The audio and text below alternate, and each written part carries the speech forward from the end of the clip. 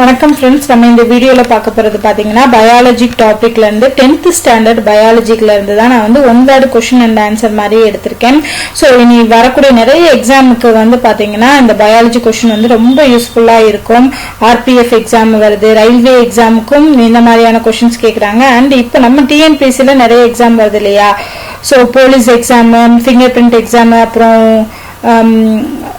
Constable exam so எல்லா எக்ஸாமுக்குமே இது வந்து யூஸ்ஃபுல்லா இருக்கும் சோ அதனால தான் நான் 10th ஸ்டாண்டர்ட்ல உள்ள பயாலஜி क्वेश्चंस புக்ல இருந்து நான் எடுத்துர்க்கேன் இந்த क्वेश्चंस எல்லாமே சோ ஃபாரஸ்டர் எக்ஸாமுக்கு பாத்தீங்கன்னா பேப்பர் 2 ல ஃபுல்லாவே வந்து சயின்ஸ் தான் வரும் ஃபாரஸ்ட் கார்டுக்கு வந்து சயின்ஸும் சேர்ந்து வரும் சோ ஃபாரஸ்டர்ல வந்து நிறைய நீங்க ஃபுல்லா சயின்ஸை பத்தி படிக்கணும் 9th and 10th தான் மெயினா படிக்க சொல்லிருப்பாங்க சோ இந்த வீடியோ வந்து ஃபாரஸ்டர் எக்ஸாமுக்கு படிக்கிறவங்களுக்கு பேப்பர் 2 க்கு ரொம்ப யூஸ்ஃபுல்லா இருக்கும் ஏனா இது ஃபுல்லாவே புக்ஸ்ல இருந்து எடுக்கப்பட்ட क्वेश्चन தான் சோ ஆல்ரெடி நீங்க 10th பயாலஜி புக் படிச்சிருப்பீங்க படிச்சத ஒரு ரீகால் பண்ற மாதிரி நான் இந்த வீடியோ கொடுத்திருக்கேன் சோ ஃபர்ஸ்ட் क्वेश्चन பார்க்கலாம் இயற்கை தேர்வு கோட்பாட்டை வெளியிட்டவர் யாருன்னு பாத்தீங்கன்னா சார்லஸ் டார்வின் அவர்கள் இயற்கை தேர்வு கோட்பாட்டை வெளியிட்டவர் சார்லஸ் டார்வின் அடுத்து டேஷ் என்பது ஒரே ஜீனின் மாற்று வெளிப்பாடு ஒரே ஜீனோட மாற்று வெளிப்பாடுங்கிறது அல்லீல்கள் அடுத்து மோனோக்ளோனியல் எதிர்ப்பு பொருள் வந்து எந்த நோய்க்கு எதிரா வந்து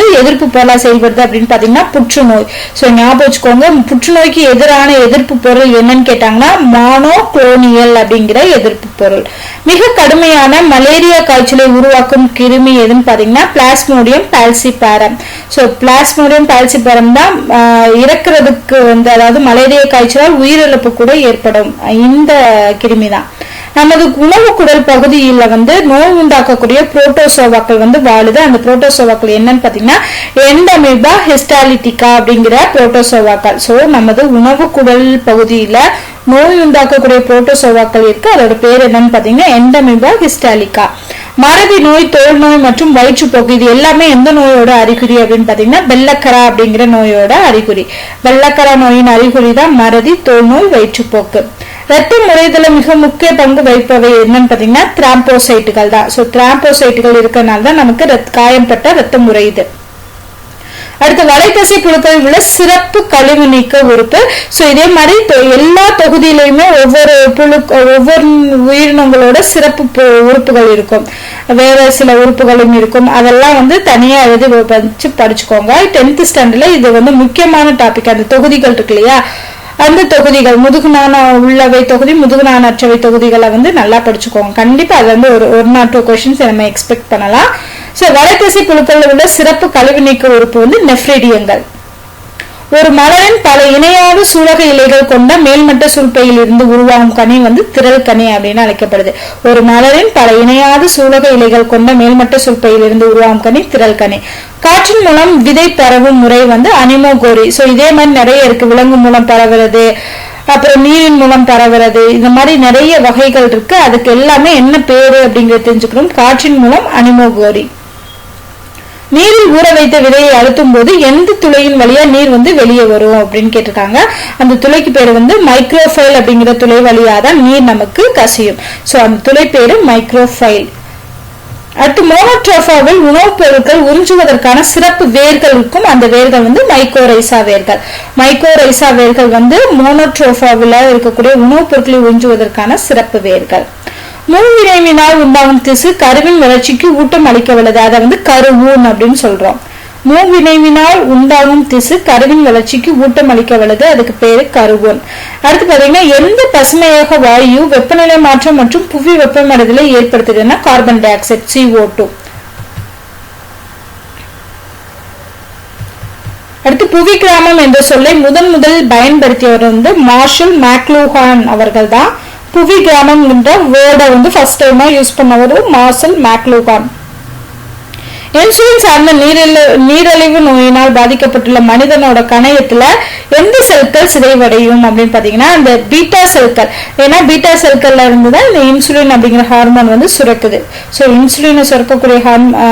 இன்சுலின் ஹார்மோனை சுரக்கக்கூடிய உறுப்பு வந்து இந்த பீட்டா செல்கள் தான் சோ அது பிரச்சனை ஆகும்போது அது சிதைவடையும் போதுதான் அவங்களுக்கு நீரிழிவு நோய் வருது எக்ஸோகிரைன் மற்றும் என்டோகிரைனாக செயல்படக்கூடிய நாளமில்லா சுரப்பி வந்து கணையம் சோ கணையம்னா எக்ஸோகிரைனாவும் என்டோகிரைனாவும் செயல்படும் காற்றின் மூலம் மகரந்த சேர்க்கை எதுல நடைபெறுதுன்னா புல்லுல வந்து மகரந்த சேர்க்கை காற்றின் மூலமா நடைபெறுது. மிற்றல் வாழ்வு, இந்த இதய பகுதியில பொறுத்தவரைக்கும் இந்த வாழ்வுகள் ரொம்ப முக்கியம். அரைச்சந்திர வாழ்வு, மிற்றல் வாழ்வு. சோ அது எந்த பகுதியில இருக்கும் அப்படின்னு கேட்பாங்க. மிற்றல் வாழ்வு வந்து இடது ஆரிக்கிலுக்கும் இடது வென்ட்ரிக்கிலுக்கும் இடையே இருப்பது மிற்றல் வாழ்வு. டேஸ் ரத்தத்தை வடிகட்டி சிறுநீரை பிரிக்கிறது. சோ சிறுநீரை பிரிக்கிறது எந்த பகுதி அப்படின்னு பாத்தீங்கன்னா இந்த நெஃப்ரான் அப்படின்னு சொல்லக்கூடியதுதான் சிறுநீரகத்தின் அடிப்படை அலகு. சோ இதுதான் ரத்தத்தை வடிகட்டி சிறுநீரை பிரிக்கிறது. கஸ்குட்டா, விஸ்கம் போன்ற தாவரங்களில் காணப்படக்கூடிய சிறப்பான வேர் தொகுதி வந்து ஹாஸ்டோரியாக்கள் அப்படின்னு அழைக்கப்படுது. கஸ்குட்டா, விஸ்கம் போன்ற தாவரங்கள் காணப்படும் சிறப்பான வேர் தொகுதி ஹாஸ்டோரியாக்கள். பசுந்தாவரங்களில் காணப்படும் எந்த செல் நுண்ணுறுப்பை உணவு உற்பத்தி தொழிற்சாலை என்று அழைக்கிறோம்? பசுங்கணிகம். அதுதான் ஆற்றல் மையம் அப்படின்னு சொல்றோம். ஒரு குளுக்கோஸ் மூலக்கூறு முழுமையாக ஆக்சிஜனேற்றம் பெறும்போது எத்தனை மூலக்கூறுகள் உண்டாகிறது? சோ இது பாத்தீங்கன்னா இந்த ஃபாரஸ்டர் கொஸ்டின்ல வந்து 36 ATP அப்படின்னு மாறி இருந்திருக்கும். சோ ஆன்சர் வந்து 38 ATP தான். 38 ATP-களாக ATP மூலக்கூறுகள் வந்து உண்டாகின்றன. சோ ஆன்சர் வந்து 38 ATP தான் கரெக்ட். ஒரு குளுக்கோஸ் மூலக்கூறு முழுமையாக ஆக்சிஜனேற்றம் பெறும்போது 38 ATP மூலக்கூறுகளாக உண்டாகிறது. கீழ்கண்டவற்றுள் இரத்த குழாய் இல்லாதது எதுன்னு பாத்தீங்கன்னா தமனி, தந்துவிக்கல், சிரைகள் இது எல்லாமே இரத்த குழாய் வகைகள். இந்த பிளாஸ்மாங்கிறது ரத்தத்துல உள்ள ஒரு பொருள் தான் பிளாஸ்மா. சோ ஆன்சர் வந்து பிளாஸ்மா. இதயத்தோட அரை சுருங்கும் நிலைக்கு என்ன பெயர்? சிஸ்டோல், டயஸ்டோல் அப்படின்னு சொல்லுவாங்க. இதயம் சுருங்குச்சு அப்படின்னா அது சிஸ்டோல், விரிவடைஞ்சிச்சு அப்படின்னா அது டயஸ்டோல். சோ சுருங்குனா சிஸ்டோல், டயஸ்டோல் அப்படின்னா விரிவடைகிறது. திசுக்களை சுற்றி வலை போன்று பின்னி படர்ந்து காணப்படுவதுதான் இந்த தந்துகிக்கள் அப்படிங்கிற உறுப்பு.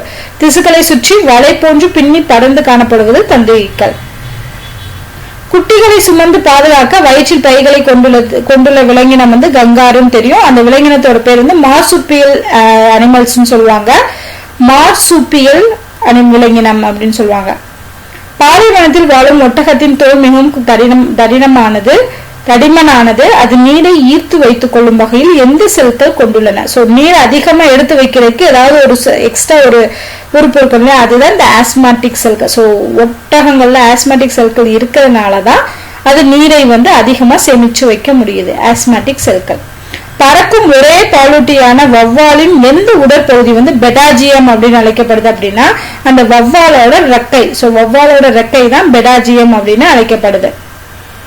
சோ கங்காருக்கு எப்படி பை போன்ற அமைப்பு இருக்கு, அதை மார்சுப்பியல்னு சொல்றோமோ அதே மாதிரி வவ்வால்ல இருக்கக்கூடிய ரெக்கைய வந்து பெடாஜியம் அப்படின்னு சொல்றோம்.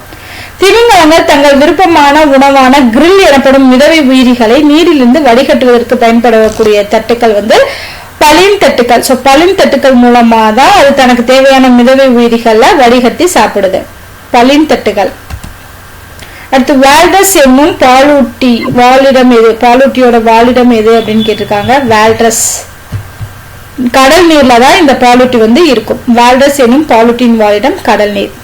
கீழ்காண்பனவற்றுள் தெளிவான உட்கருவை கொண்ட அமீபாய்டு செல்கள் வந்து இரத்த வெள்ளை அணுக்கள். கீழ்காண்பனவற்றுள் தெளிவான உட்கருக்களை கொண்ட அமீபாய்டு செல்கள் வந்து இரத்த வெள்ளை அணுக்கள். இரத்த முறைகள் மூலம் இரத்த இழப்பை தடுத்தலின் முக்கிய பங்காற்றுவது இரத்த தட்டு செல்கள். இரத்த முறைகள் மூலம் இரத்த இழப்பை தடுப்பதில் முக்கிய பங்காற்றுவது வந்து இரத்த தட்டு செல்கள். நமது உடலின் மாஸ்டர் ஹெமிஸ்ட் அப்படின்னு அழைக்கப்படக்கூடிய உறுப்பு எதுன்னு பாத்தீங்கன்னா சிறுநீரகங்கள் தான். ஏன்னா அதுதான் ரத்தத்தை சுத்திகரிக்குதுன்னு சொல்லுவாங்க. ரத்தத்துல இருக்கக்கூடிய கழிவுகள் எல்லாம் பிரிச்சுட்டு ரத்தத்தை தூய்மைப்படுத்துது. சோ அதுதான் மாஸ்டர் ஹெமிஸ்ட் அப்படின்னு அழைக்கப்படுது. பிளாஸ்டிபஸ் என்னும் பாலூட்டியோட வாலிடம் என்னன்னு பாத்தீங்கன்னா நன்னீர். நன்னீர்ல வாழக்கூடிய பாலூட்டி வந்து பிளாஸ்டிபஸ். வால்ரஸ்ங்கிறது கடல் நீர்ல வாழக்கூடிய பாலூட்டி. கீழ்காண்பனவற்றில் உயர்ந்த மலைகளில் வாழும் பாலூட்டிகளில் அல்லாதது எது அப்படின்னு பாத்தீங்கன்னா பிளாக் பக் மான்கள் வந்து மலைகள்ல வாழாது, பட் இது ஒரு பாலூட்டி இனம், பிளாக் பக் மான்கள். சிறுநீரகத்தோட நீள்வட்டு தோற்றத்துல அடர் சிவப்பு நிறமுள்ள வெளிப்பகுதிக்கு பேர் என்னன்னு பாத்தீங்கன்னா ரீனல் கார்டெக்ஸ் அப்படின்னு சொல்லுவாங்க. அதே இதுல வெளிர் நிற உட்பகுதிக்கு பேர் வந்து ரீனல் மெடுலா. உட்பகுதி வந்து ரீனல் மெடுலா, வெளிப்பகுதி அடர்ந்த வெளிப்பகுதி ரீனல் கார்டெக்ஸ். சிறுநீரகத்தோட குளிர்ந்த உட்புறத்திற்கு பேர் என்ன? உட்பகுதியோட பேர் என்னன்னு பாத்தீங்கன்னா ரீனல் ஹைலஸ். குளிர்ந்து இருக்கும், குளிர்ந்த பகுதிக்கு வந்து ரீனல் ஹைலஸ் அப்படின்னு பேரு. கீழ்காண்பனவற்றில் நமது சிறுநீரகத்தின் கழிவு நீக்க பொருட்களில் அல்லாதது. சோ சிறுநீர் கழிவு நீக்க பொருளை தருது, சிறுநீரகம் தருது அப்படின்னு சொல்லல. அதுல என்னென்ன கழிவுகள்லாம் இருக்கும்னா கிரியாட்டின், யூரிக் அமிலம், நைட்ரிக் கழிவுகள் இது எல்லாம் இருக்கும். இல்லாத கழிவு வந்து அமோனியா கழிவுகள். சோ அமோனியா கழிவுகள் வந்து நம்மளோட சிறுநீர்ல இல்ல. என்னென்ன இருக்குன்னு ஞாபகம் வச்சுக்கோங்க. கிரியாட்டினின், யூரிக் அமிலம், நைட்ரஜன் கழிவுகள். கீழ்காண்பனவற்றில் ஒவ்வொரு நெஃப்ரானிலும் காணப்படுவது வந்து மால்பிஜியன் கேப்சூல். சோ மால்பிஜியன் கேப்சூல் தான் எல்லா நியூட்ரான்கள்லயும் இருக்கும். ஒரு சிற்றினத்தை சார்ந்த குட்டியை மற்றொரு சிற்றினத்தை சார்ந்த பெற்றோர் பராமரித்தல் அப்படிங்கிறது குறுக்கு பராமரித்தல். ஏன்னா வேற வேற சிற்றினம் இல்லையா, அதனால இதை வந்து குறுக்கு பராமரித்தல் அப்படின்னு சொல்றோம். வெவ்வேறு சிற்றினத்தை சார்ந்த உயிரிகளிடையே இதன் மூலம் புணர்ச்சி தவிர்க்கப்படுகிறது. புணர்ச்சி சைகைகள் மூலமா தவிர்க்கப்படுது.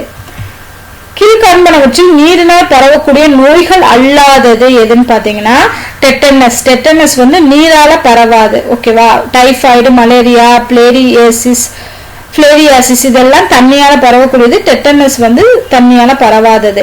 மால்பிஜியன் கேப்சூல்ல காணப்படுவது என்னன்னு பாத்தீங்கன்னா பௌமானியன் கிண்ணம் தான் மால்பிஜியன் கேப்சூல்ல காணப்படுது. சிறுநீரகத்தின் நுண்குழலில் காணப்படாதது அப்படின்னு கேட்டீங்கன்னா ஹெலிக்ஸ் அப்படின்னு சொல்லக்கூடிய உறுப்பு தான் வந்து சிறுநீரகத்தோட நுண்குழல்ல இருக்காது. குவன் அல்பைன்ஸ் என்னும் விலங்கின பெயர் கொண்டது எந்த விலங்கினம் பாத்தீங்கன்னா சென்னாய் தான் வந்து குவைன் அல்பைன்ஸ் அப்படின்னு சொல்றாங்க. அதோட அறிவியல் பெயர், விலங்கின பெயர். இதனால் மனித இதயம் சுருங்கி விடுபடுகிறது அப்படின்னா இந்த தசை, அந்த கார்டியாக் தசைன்னு சொல்றாங்க, அதனாலதான் இதயம் வந்து சுருங்குது, விரிவடையுது. கார்டியாக் தசை. மாமிச உண்ணிகள் எந்த பற்களை பயன்படுத்தி மாமிசத்தை கிழிக்கும்னா வெட்டும் பற்கள். சோ வெட்டும் பற்களை பயன்படுத்தி தான் மாமிசத்தை கிழிக்கும். சென்னாய் கூட்டம் ஒருங்கிணைந்து கீழ்காணும் எவற்றை அடித்து உண்ணும் பழக்கமுடையது அப்படின்னு பாத்தீங்கன்னா கடமான் அப்படின்னு சொல்லுவாங்க, சாம்பா டீர் அப்படின்னு சொல்லுவாங்க. சோ இதைத்தான் சாப்பிடும் சென்னாய் கூட்டம், கடமான தான் சாப்பிடும். முதுமலையில் வாழும் செந்நாய்கள் பற்றி ஆய்வு செய்த பெங்களூர்ல உள்ள இந்திய அறிவியல் கழக ஆய்வாளர் யாருன்னு பாத்தீங்கன்னா அருண் வெங்கட்ராமன் அவர்கள். சோ அருண் வெங்கட்ராமன் அவர்கள் தான் வந்து ஆய்வு செஞ்சிருக்காங்க.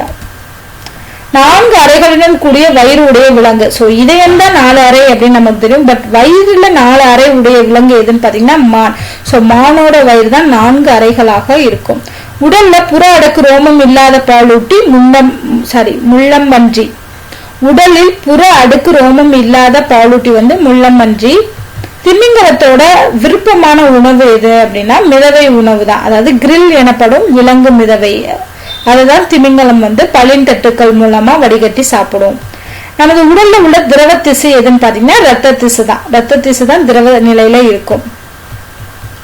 விலங்குகளின் நடத்தை இதனால் கட்டுப்படுத்தப்படுகிறது அப்படின்னா மரபணுக்கள். சோ மரபணுக்கள் மூலமா தான் வந்து விலங்குகளோட நடத்தை கட்டுப்படுத்தப்படுது. அசைபோடும் விலங்குகளின் இரைப்பையில் எத்தனை அறைகள் உள்ளன அப்படின்னு கேட்டிருக்காங்க. 4 அறைகள் உள்ளன. அசைபோடும் விலங்குகளோட இரைப்பையில வந்து எத்தனை அறைகள், அதனாலதான் மானோட வயிற்றுல வந்து 4 அறைகள் உடையது அப்படின்னு சொல்றோம். உடலின் வெப்பநிலையை பராமரிப்பதில் தோலுடன் இணைந்து செயலாற்றும் உறுப்பு சிறுநீரகம். சோ நம்மளோட பாடி டெம்பரேச்சர் சொல்லுவாங்களா, அதை சீரா வச்சுக்கிறதுக்கான நம்மளோட சிறுநீரகம் பிளஸ் நம்மளோட தோல். கிரியாட்டின் அப்படிங்கிறது வந்து நம்ம பார்த்தோம் இல்லையா ஏற்கனவே. கிரியாட்டின்ங்கிறது வந்து சிறுநீர்ல உள்ள ஒரு வகையான கழிவு பொருள்.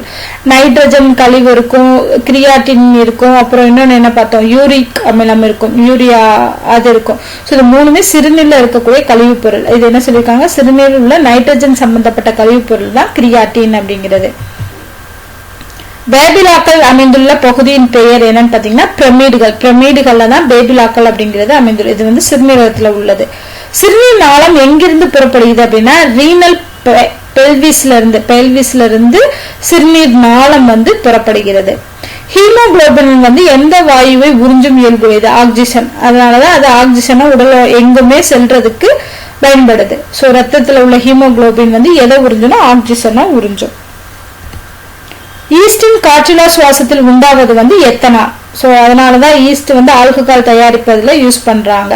காற்றில்லா சுவாசத்துல உண்டாவது எத்தனால்.